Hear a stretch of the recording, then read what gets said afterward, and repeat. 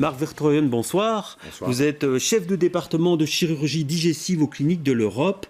Généralement, ce type d'opération chirurgicale, c'est considéré comme un moyen efficace pour perdre du poids. Vous, aujourd'hui, vous dites attention, danger. Pourquoi ce signal d'alarme ? Eh bien, tout simplement parce que je pense qu'il est important de marteler auprès de tout le monde et surtout des patients que l'obésité n'est pas un problème chirurgical. L'obésité est un problème de comportement alimentaire et que la chirurgie n'apporte pas une solution. La solution d'un excédent pondéral, c'est une prise en charge nutritionnelle, c'est le changement de comportement alimentaire qui va faire en sorte que le patient va perdre du poids. Il peut également bénéficier d'un soutien psychologique. C'est essentiellement lorsqu'il y a un échec de cette prise en charge que la chirurgie peut se positionner comme une aide. Comme et vous avez l'impression aujourd'hui qu'on passe trop vite à l'opération ? Trop de patients arrivent en disant voilà, je veux la solution ultime, je suis en bout de course, j'en ai marre de faire des régimes, opérez-moi qu'on en termine. Mais justement, l'intervention chirurgicale ne résout pas le problème. Il faut savoir qu'il y a deux types d'interventions. Il y a des interventions que l'on qualifie de restrictives, c'est-à-dire qui vont diminuer l'accès de la nourriture vers l'estomac. La première, c'est la plus connue, c'est la mise en place d'un anneau, qui est donc une bague que l'on place autour de la partie supérieure de l'estomac. Alors justement, on va voir des images pour qu'on comprenne bien les différentes techniques. Là, on voit l'image de l'anneau gastrique. C'est le plus connu dans le grand public, on va dire ça comme ça. Et là, donc, on restreint la taille de l'estomac. Alors, le gros avantage de l'anneau, c'est qu'évidemment, c'est une intervention qui est faite par la paroscopie. Ça ne nécessite pas d'ouverture du ventre. Il y a très peu de dissection à faire, puisque finalement, on va glisser un anneau autour de la partie supérieure en déterminant une petite poche d'estomac au-dessus de l'anneau et la grande partie en dessous de l'anneau. Cet anneau est lui-même raccordé à un cathéter, lui-même raccordé à une sorte de cupule qui est placée sous la peau, au contact des muscles, dans lesquels en fait on peut piquer avec une aiguille et injecter de l'eau de façon à réduire ou ouvrir le calibre de l'anneau. Et ça, c'est réversible. Alors ça, c'est réglable et c'est totalement réversible. C'est la plus courante, ça reste la plus courante aujourd'hui ? Ça a été la plus courante. Pour le moment, la plus courante, d'après les derniers chiffres, c'est la deuxième intervention, c'est ce qu'on appelle la sleeve. Alors on va voir justement si on peut nous mettre la sleeve. Voilà. Alors ça consiste en quoi très exactement ? Eh bien la sleeve en fait c'est du même registre que l'anneau. C'est également une intervention restrictive qui va diminuer donc l'accès de la nourriture vers l'intestin.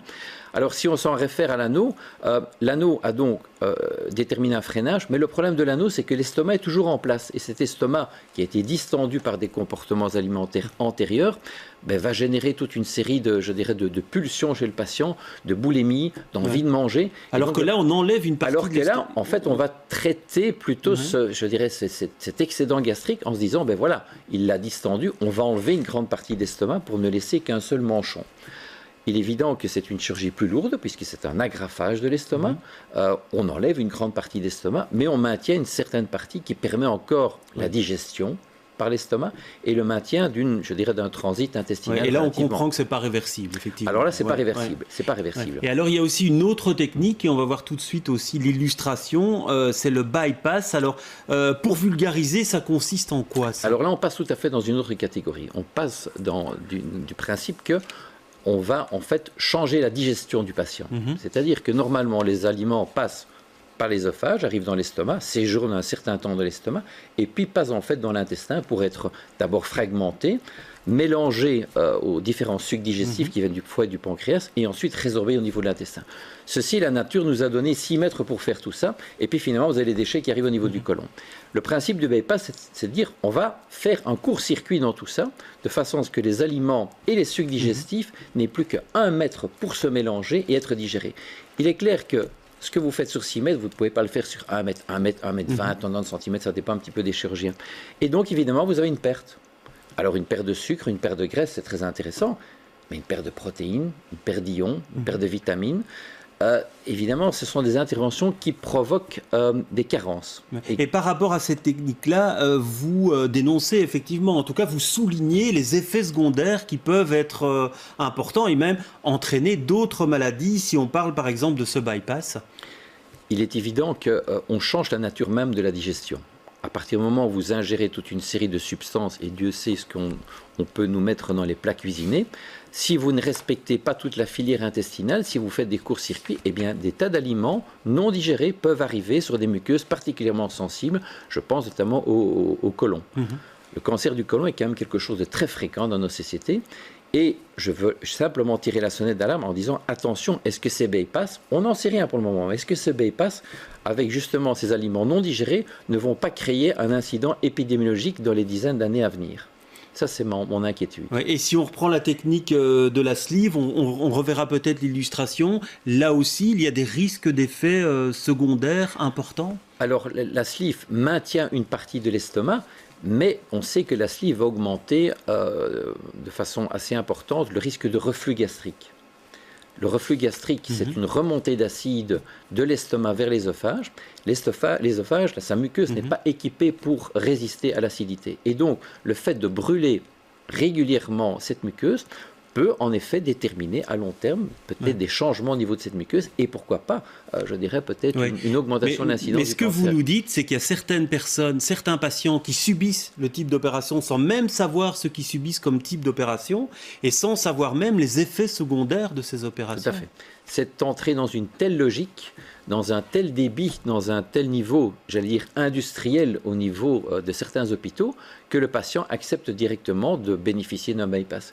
Quand je vois des jeunes patientes qui arrivent à ma consultation, qui ont 18-20 ans, en disant, ben voilà, j'ai subi un bypass l'année passée, ça marche pas trop bien, je dis, mais à votre âge, subir un bypass, vous n'avez même pas encore eu le temps de procréer, vous êtes déjà en malnutrition dès cet âge-là, donc je me pose des questions. Aussi, il y a une escalade qui se produit dans les interventions. L'anneau n'a pas fonctionné, on l'enlève, on va faire une sleeve. La sleeve, on arrive quand même à manger, ça ne suffit pas. De la sleeve, on va passer au bypass. Le bypass, le court-circuit n'est pas suffisant et on va remettre un anneau autour. Donc, c'est fait un peu le chat qui se mord la queue. Et finalement, au niveau chirurgien, on se trouve en bout de chaîne.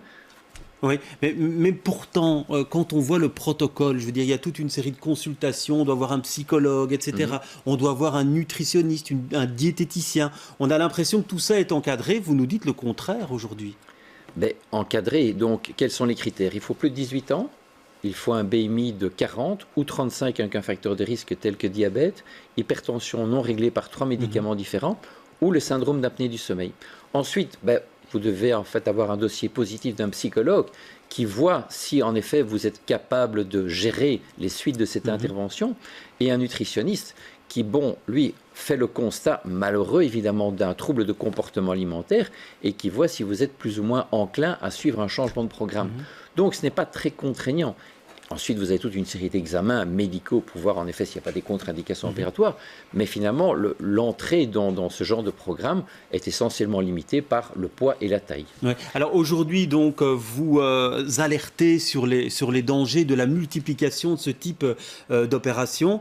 Vous en attendez quoi? Une prise de conscience politique pour qu'il y ait une réglementation plus stricte?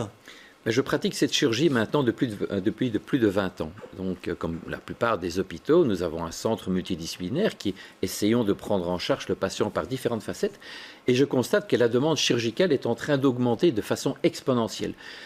Et donc, je pourrais très bien dire, ok, je prêche contre ma chapelle, je vais continuer, ça m'arrange très bien. Mais à un moment donné, il faut essayer de prendre de la hauteur en disant, mais est-ce que les investissements au niveau gouvernemental, au niveau politique, se font dans le bon sens?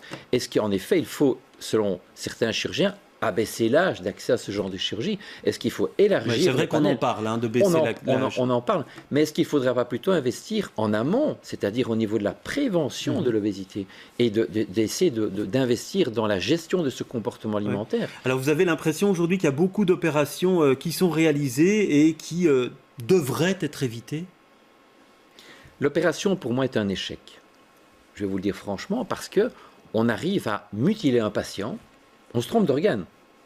On coupe dans l'estomac qui n'a rien à voir dans l'affaire. L'estomac n'est pas responsable de l'obésité. C'est un problème qui se passe entre les deux oreilles. C'est un problème de comportement. Et donc, pourtant, on va mutiler un organe pour essayer de limiter les gens. Combien de fois on me dit en consultation, docteur, aidez-moi, je ne peux pas m'empêcher de manger. Il y a un problème là. Ça veut dire que ce sont des gens qui sont dans une détresse ultime, qui n'arrivent plus à se gérer, et que donc là, la chirurgie ne peut pas les aider.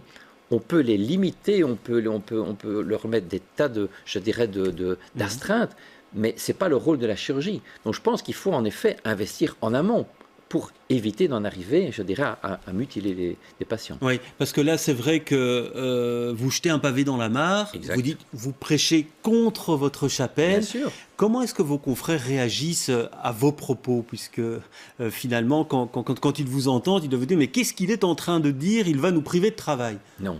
Je pense que, à l'instar de la grande majorité de mes confrères chirurgiens, on n'a pas choisi la chirurgie pour ça.